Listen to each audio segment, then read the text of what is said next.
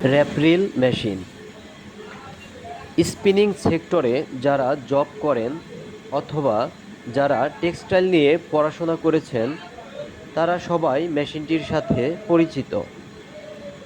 র্যাপরিল machine দ্বারা সুতার count অর্থাৎ সুতা কতটুকু মোটা বা চিকন তা পরিমাপ করা হয়। রিলের পরিধি ৫৪ ইঞ্চি বা ১.৫ গজ, যা ৮০ বার ঘূর্ণনে ১২০ গজ সুতা জড়ায়। ১২০ গজ সুতাকে ওজন স্কেলে ওজন দেওয়া হয়, যা গ্রামে প্রকাশ পায়।